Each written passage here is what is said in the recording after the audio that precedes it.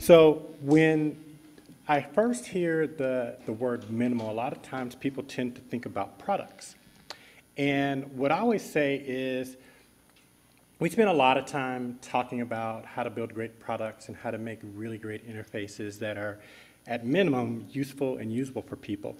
But what I want to talk about this morning is a little bit different than that. I want to spend some time talking about some things that are really important for us as a culture and for us as a community. And some of you may remember this, but back during actually, those of you who are in my age group or older will remember that in the 80s, we used to get bombarded by these drug-free PSAs. You guys remember those? Like the kid in the park and his brother tries to sell him drugs, and he's like, yeah, way to go.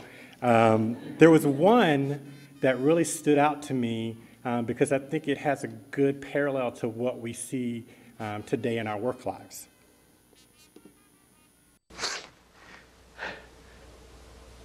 I do coke so I can work longer, so I can earn more, so I can do more coke, so I can work longer, so I can earn more, so I can do more coke, so I can work longer, so I can earn more, so I can do more coke, so I can work longer. Always chasing rainbows.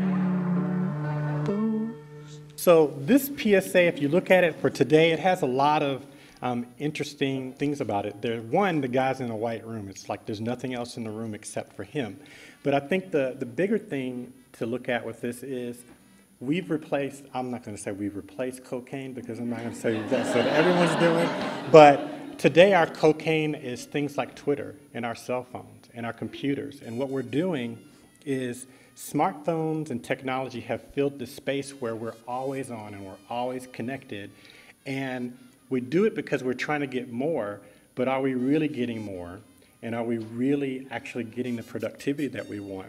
And so we've gotten to a point where this hunger for production has really forced a disconnect from some of the things that are more meaningful to us. And so if you work as a designer or you work as a creative, you probably already become familiar with this term minimal, right? Like we hear it a lot. People want minimal interfaces, people want flat design, but I thought I really understood it until when I started preparing for this, and then I realized I'm not quite sure how I would personally define minimal. And so being the geek that I am, I actually went to the dictionary and started thinking about how is this word defined. And there was basically 5 different definitions that most dictionaries would come up with. And after looking at these definitions for a while, I realized that maybe it's not about the definition, and maybe that's not really what I wanted to talk about this morning. And the more thought I gave it, really when we think about minimal and why people do it, it's really this place that we're looking for about contentment and about happiness. And I think what's happening is when we hear minimal, most people think it's about reduction and removing things. But I'm going to give you guys a different perspective this morning. So when I was preparing, I thought, well, man, if it's about happy and contentment, then everybody's going to be thumbs up about this presentation and it's going to be all good. But I thought I better talk to somebody who is not a designer and who is not an artist about what they thought about it. And so about a month ago when I was really starting to think about this, I talked to a friend of mine named Jason. We were having coffee and I said, hey man, I'm going to be talking at Creative Mornings next month. And he said, awesome, what's the topic? And when I told him it was minimal, he literally paused for 40 seconds and he said, there's going to be a lot of designers and artists there, right? I think I'm busy that day. And I told him, well, I haven't told you the date yet, so how could you know you're going to be busy? And he says, I don't know, man, but that sounds like another chance for you to give me some of your designery bullshit about how I need to minimize things and how everything's overly complicated. And I don't get you designers anyway. You always complain about there being too much stuff going on, but then you always have your head stuck in your cell phone. And I said, that's an interesting point. He's like, I'm not done. I think you guys also want me to take everything out and sell everything, and then you want me to shave my head in a living white box. I mean, he was really serious. And so when I finished talking to him, I realized that maybe people actually don't want minimum. Maybe there's something else that they're looking for, and maybe they aren't satisfied with what they have. And if that was the case, how do you get people excited about this concept? Well, first of all, what I will tell you is minimal isn't necessarily about getting rid of everything you own and living in a white box with a shaved head. The second thing I will tell you is if you really want to understand this, it works best when you stop thinking about the result and start thinking about the process or the mindset that you have to be in when you're thinking about minimal.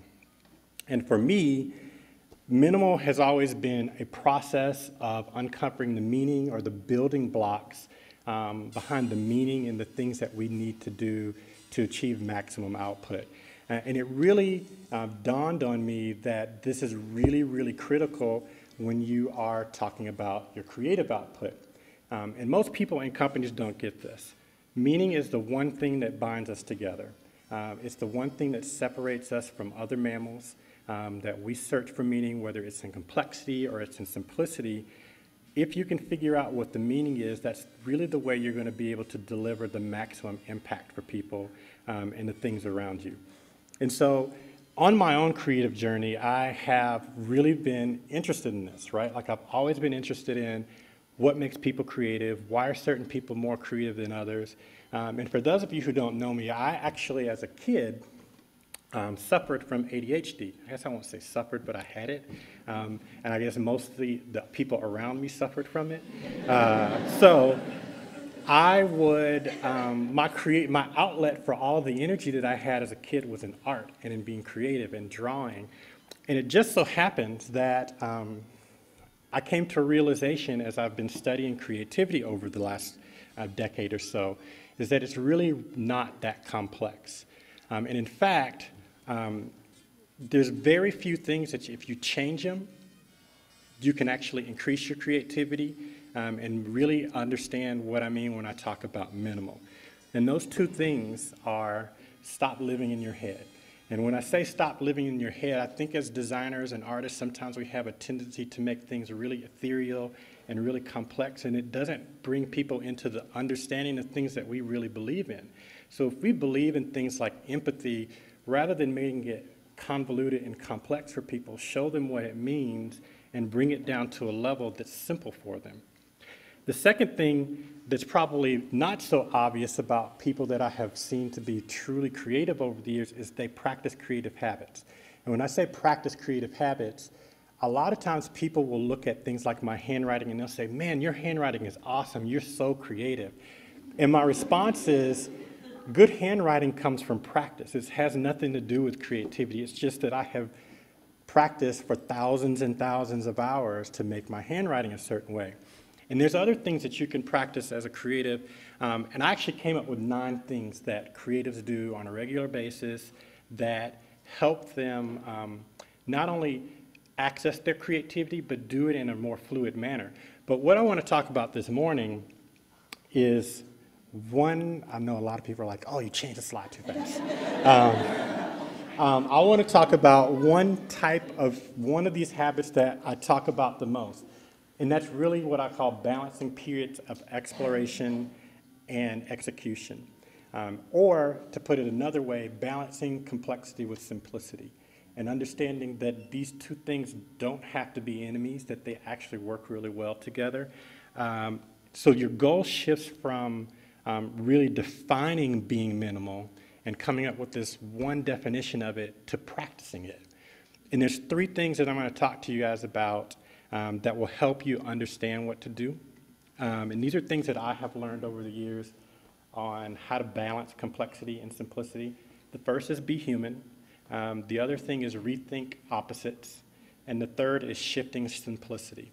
Now this first one, being human, actually has a funny story behind it. As the first time I actually really ever talked to somebody about the concept of minimal or minimalism was at a conference. And I ran into this guy who had been talking about it all day. Like, he is talking about how he had sold all of the stuff in his house and he'd simplified his life. And so I asked him, well, how do you do things like manage your time? He's like, it's awesome. I Every morning I spend about 30 minutes going over my schedule and making sure I know everything to do. And then in the evening, I get back on my schedule and see how well I was have done that day. And then usually on the weekends, I'll spend an hour or two really thinking about what I want to do that week, what I did the last week. And you know, me being a practical kind of thinker, I thought to myself, this guy could save a lot more time if he didn't spend so much time trying to figure out how to save time. And so a lot of things that we think about minimal, I think we're confused, right? Like we spend a lot of time thinking about how to do it, and what ends up happening is that we spend more to get less. And so sort of the thing that really resonated with what I heard from this guy was he was willing to spend more time to try to save time when really it was much simpler than that. And if he had approached it a little bit differently, instead of thinking more about the minimal part of that and more about the simplicity part, I think he would have gotten more from that. And so to me, simplicity is about being human. It's real, it's natural, it's really the state that we would naturally be in if we could be in that state.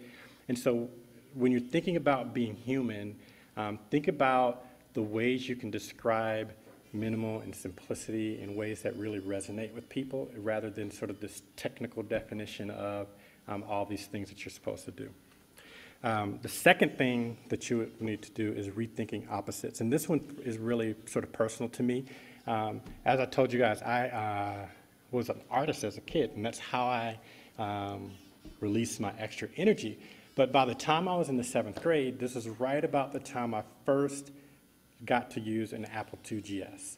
And so I was introduced to technology for the first time, and I figured out that even though I had done art and I was really creative as a kid, I had an aptitude for programming. And so I wrote my first program when I was a kid, and I actually went to Fondren Middle School. How many of you guys know where that is? Some of you, I'm sure. And right about the 7th grade is when they start bringing in all the magnet schools so kids can think about, do you want to go to a magnet school, or are you going to go to the school you're zoned to? And it just so happens the same day the coordinators from the high school for computer science and the high school for performing arts came. And so, you know me, I was kind of torn, right? Like I was like, well, what do I do? And the teacher told me, he's like, well, Kelsey, you have to make a choice. Like, you need to either be an artist or you need to be a technician. And that really bugged me, right? Like, I didn't think I had to make that choice. But what he was trying to do was simplify things for me, but I don't think he was going about it the right way. And we talk about this idea of simplifying things, right? And somewhere inside, we really crave complexity because we think we're going to be able to produce more. And what this teacher was telling me is that that means you have to make a choice, right? I actually don't think you have to make a choice. You just have to understand how to balance those things. And so this sort of need for simplicity that we all look for doesn't mean that we have to dogmatically make these choices between simple and complex, or dark and light. One of the things I always tell people is you can't have light without dark. You can't have head without heart. There are things that are opposed to each other that are opposed for a reason. If we didn't have good and bad, we never would have had Star Wars, right? So one of the things to do is you need to think about new ideas about how opposites really work. And there's really 4 things that I want you guys to think about. The first thing is balance is not an end state. If I asked you guys to stand up right now and balance on a foot, what's happening in your leg, right? Like, you've got muscles firing to keep you balanced. It's not an end state. It's a constant active motion that you're having to do to keep yourself upright. And that's sort of the same thing that we're talking about this morning. The other thing I'll tell you is simplicity is not good or bad. And I always hear this is, you need to make this better, make it simple. So simple and complex are not good or bad. They just are, right? Like, and you have to know how to balance those 2 things in order to get the best result. It's also not a value judgment. So don't think of it as if you're not simple or if things are not simple, they're not good. You should also think of that as just something that is or is not. And the 4th thing, and it's really probably the most critical one, is focus on actions, not definition. And what I would tell you is it doesn't matter if you call it simple or if you call it minimal. It's about what you do with it and what you're actually trying to get a result from. And so to really help you guys with that, there is what I call shifting simplicity. And there are several things that I have over time seen people struggle with as they think about minimal or simplicity or how you get work-life balance. And I'm going to tell you guys in a second, there's no such thing as work-life balance, and I'll tell you why. But the first thing is, I'm going to give you guys some things to shift from. And so I want you to shift from working productively to working for balance. And when I say balance, that's not necessarily saying I want to have this work-life balance. It's understanding that you can't solve problems with the same mindset that created the problem. And so if you are trying to solve a problem, maybe you need to think about it a little bit differently. And I had a boss when I was growing up. That's not growing up, when I was a younger professional. He would always tell me, man, you need to work hard and be creative. And I would always tell him, I don't think you can do both of those things at the same time because they require different modes of operating. And the analogy I was actually telling someone this morning is if you have a car, right, and you run that car nonstop for 30 days, what happens to the car? Anybody? It breaks down, right? Well, what happens if you let a car idle for 3, 4, 5 months? It breaks down. And so really when you're working for balance, it's about understanding that you can't go to either of those two extremes, that you have to sort of be somewhere in the middle. The next thing I will tell you is you need to shift from managing your time to managing your mind. And when I say managing your mind, it's about your attention, right? And so a lot of times what we end up doing is we get worried about, I don't have time to do X. I don't have time to exercise. I don't have time to sit down and relax. What I will tell you is our attention is too divided. Like we have way too many things going on to really make time management work at all. And I have had people tell me that, well, I multitask, and if you know anything about how the human brain works, you know that multitasking actually does not work. That if you try to do too many things at the same time, you actually do them all worse. What's happening is that we get this sense of satisfaction because we're doing a bunch of stuff and we feel like we've done it. But if you've ever been, let's say if you're a writer, right, like you're a copywriter, and your boss says, I need you to write this press release, and then I need you to go check the Twitter account, and then I need you to work with the graphic designer to create this brochure. As you're doing all that stuff, I guarantee you if you had just focused on the press release by itself, you would have gotten a better outcome. And so really when we're talking about shifting your time to your mind, it's about being present in the moment and focusing on that one thing at a time so that you can actually deliver the best result. Third, I want you guys to think about shifting from working hard to working intensely. And when I say working intensely, it's really about working with passion and working on things that put you in flow versus just always grinding on things and never really producing the result you want. And the thing I always tell people, especially if you work in an agency, is that activity does not equal impact. It is all about how much you're producing versus how many hours you're working, because really at the end of the day, we all want to look back at the work we've done and say that was great work. It doesn't matter if that work took 2 hours or 20 years. It's really about what the impact that it had on the customer or your company. And the last thing I want to talk about is probably the thing that's really probably most important, is shifting from this idea of work-life balance to work-life energy.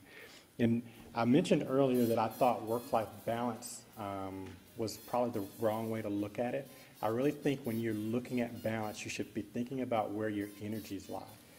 Because how many of you guys work a standard 40-hour work week? Probably most of you work more than that, but let's start with 40, right? Like you're working 40 hours. You spend more time with those people who you work with, in most cases, than the people who are your family members. And so this idea of work-life balance really should be about where do you put your energies, how do you keep yourself in a state where you have the energy to go do the things you really want to do. And so if you're thinking about this, I'm not saying don't take vacation. I'm not saying work 90 hours a week. I'm saying understand how to manage your energy levels. So if there's something that you can do early in the morning that you're more energetic about, and that's the best time of the day for you to work, that's probably the best time to do that so that you can maintain those energy levels. And so sort of to recap, the first thing is get out of your head. Don't overthink things. I think a lot of times when we are thinking about how to remove the distractions from our lives, we overthink it. It's usually much simpler than we make it. In fact, those of you who know me really well know that in the last, I guess, 18 months, I probably lost 40 pounds. The way I lost that 40 pounds was because I stopped making excuses about why I couldn't go to the gym. Because I had the time, I just hadn't shifted my energies in the right way. And I was overcomplicating. I was like, gym, it's going to take me 2 hours a day. Well, I was probably wasting 2 hours a day in other ways. Right now, to get it done, I have to get up at 4:30 in the morning. But, well, you guys can't moan about that. You guys got up early to come to this. The second part is you want to practice those habits of balancing execution and exploration. So you want to be human, you want to rethink your opposites, and you want to shift simplicity. And whether you call it simplicity, reduction, life edited, being minimal is always about being in an active state and actively managing the things you do to keep yourself there. And what I will tell you is you might have less, you might have more, but if you can be human, rethink your opposites, and shift your simplicity, you'll earn more freedom, more creativity, and ultimately more happiness. Thank you.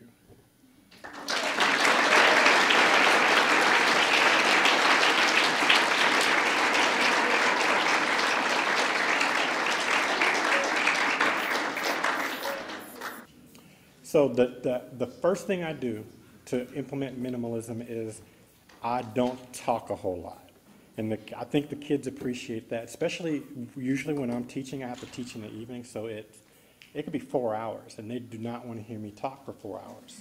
So what I do is I break it into theory, method, and application. So the theory is about 20% of the class, the method is about 30%, and everything else is application, right? So I'm simplifying the learning process because it's actually, you guys have heard the saying, those who can't teach. Well, the interpretation of that was actually different. Is those who can't teach, so in order to learn, they would teach other people. And I sort of do that same thing in the class. So if there's a kid who gets it, to make sure they it's reinforced for them, I have them teach someone else in the classroom so that I know they're comfortable with it. The other thing I'll do is I tend to minimize tests because I don't think tests are the best way for me to figure out if it's, the school requires me to give grades, but I don't know that that's the best measure of learning. And so I try to minimize things like that in the classroom, and I think it works out pretty well.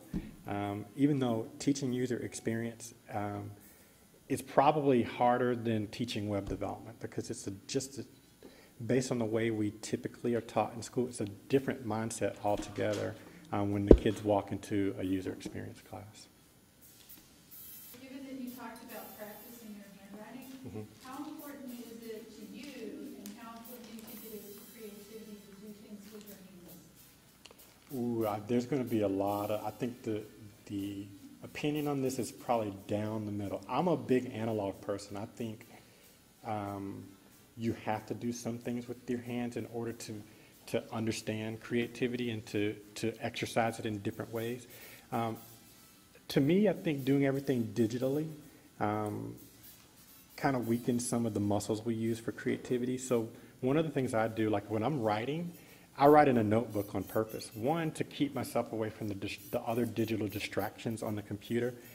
Two, if I asked you to write a paper on creativity, the first thing people do is they go to Google and they Google creativity instead of actually thinking about what creativity means to them, right? And so I think it's maybe not just with your hands, but being more comfortable with analog.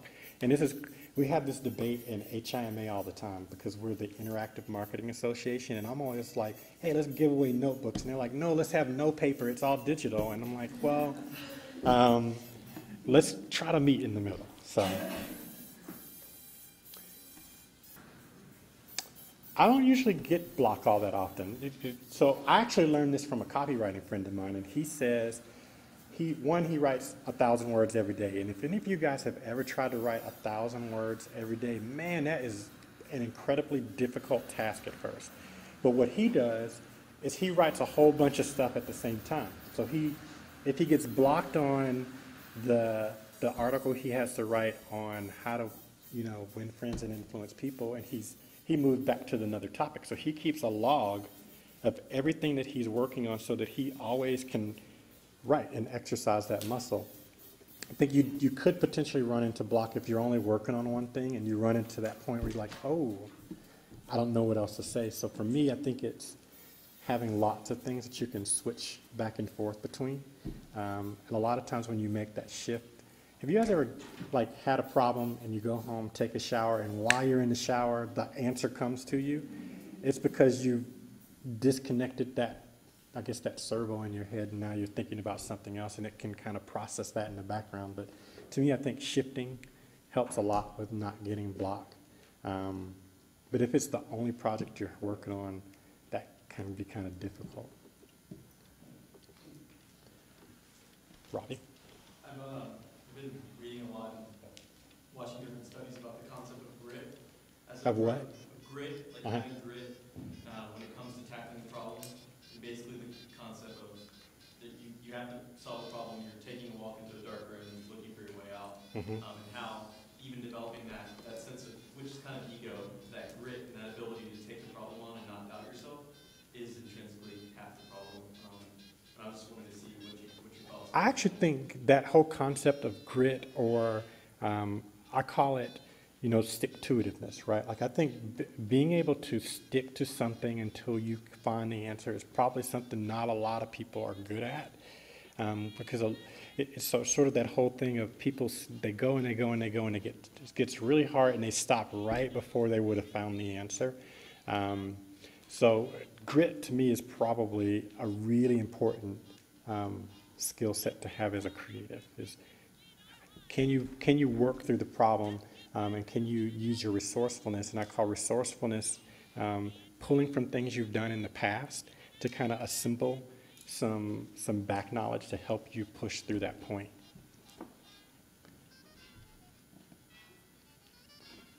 Chris. One last question, because it looks like we need to wrap up. So I've been interested in this notion of idleness lately. There's a book, I forget the author's name at the moment, but How to Be Idle. And I hear things like maximum output and almost this economy of time. And I wonder how, but you mentioned the shower moment, right? Mm-hmm. Which is this idleness. So where's the balance in all of that, time boxing versus making sure that there's place for the mind to wander? So I'm going to give you two analogies. And the first, I think some of you who are friends with me on Facebook probably saw me post about this. A lot of times you hear people talk about the productive pause, right? And so to me, a productive pause isn't idleness, and I'm going to get to idleness here in just a second. A productive pause is shifting from your regular work to working on something that is different from your regular work, but it's still productive. So the example I use is sort of like a hack day, right? Like a hack day, we used to call them ideathons, where you take a day off and you work on something that is not in your daily work, right? It doesn't mean you're idled, it just means you're working on something different, it's productive. Now, on the flip side, anytime you stretch a muscle, you need time to recuperate. So any of you guys who go to the gym a lot, or you've ever lifted weights, you know that if you lift weights every day, your muscles won't grow, right? The growth actually happens when you're idled or you're resting. And so for me, idle time is recuperation and allowing your brain to sort of absorb what you've done and grow for the next time so that you can actually do more the next time. So I think you need all three of those states, right? You have this period where you're executing and you have your productive pause periods, but you do need idle time where you're actually recovering and able to recuperate from the stuff you've been doing. Even if it's, if any of you guys have ever done a hackathon, sometimes hackathons are more work and more intense than your daily work because you're firing on things that and you're doing it quick, right? So taking a productive pause isn't necessarily pausing from work, so you still need sort of that idle time to recuperate from the rigors of using your brain, I guess.